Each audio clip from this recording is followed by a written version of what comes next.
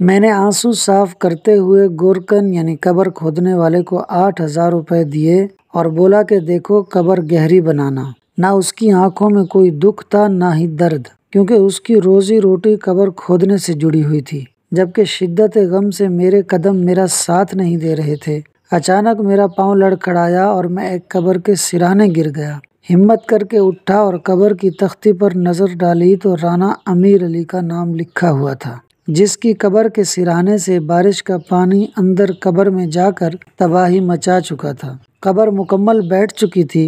7 مربع زمین، کروڑوں روپے کی فیکٹریاں اور 4 بڑے بنگلوں کا مالک مجھے چیخ چیخ کے کہہ رہا تھا کہ وکی بھائی سنبھل جاؤ، آج تم اپنے پیارے دوست کو دفنانے آ رہے ہو، کل تم بھی یہاں آؤ گے۔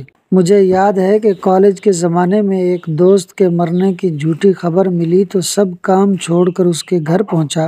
جب سامنے اس کو صحیح سلامت دیکھا تو آنکھوں سے خوشی کے آنسو نکل پڑے۔ اسے یوں سنگین مذاق کرنے پر بہت برا بھلا کہا تو وہ کہنے لگا، وکی بھائی اگر میں فوت ہوا ہوتا تو شہر کی دکانیں اس طرح کھلی ہوئی نہ ہوتی، پورا بازار بند ہو چکا ہوتا۔ پھر ایک دن ایسا ہوا کہ میرا وہ دوست فوت ہو گیا۔ اس کی فوتگی پہ بازار میں کوئی دکان بند ہونا تو بہت دور کی بات تھی، اس کے اپنے سگے بھائی کی بھی دکان کھلی ہوئی تھی۔ جب اس کے بھائی سے پوچھا کہ آپ کا بھائی فوت ہو گیا ہے اور آپ دکان کھولے بیٹھے ہیں، تو کہنے لگا کہ جنازہ لیٹ ہے، دودھ دہی خراب نہ ہو جائے اس لیے دکان کھول رکھی ہے، میں جلدی سے ان کو بیچ کر دکان بند کر کے آتا ہوں۔ پیارے دوستو، قبرستان ایسے لوگوں سے بھرے پڑے ہیں جو یہ سمجھتے تھے کہ ان کے بغیر دنیا رک جائے گی، لیکن افسوس کہ دنیا چلتی رہتی ہے، نہ شہر بند ہوتا ہے اور نہ ہی اپنوں کی دکان۔ اس لیے ابھی بھی وقت ہے، لوٹ آئیں اپنے کریم رب کی طرف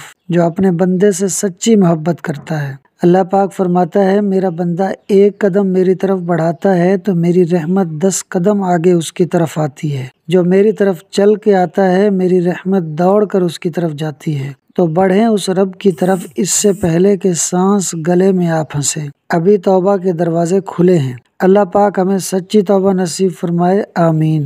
پیارے دوستو، ویڈیو کو اینڈ تک دیکھنے کا شکریہ۔ ویڈیو کو لائک اور شیئر کر دیں اور چینل کو ضرور سبسکرائب کر دیں۔ چینل کا نام ہے فاز سنو۔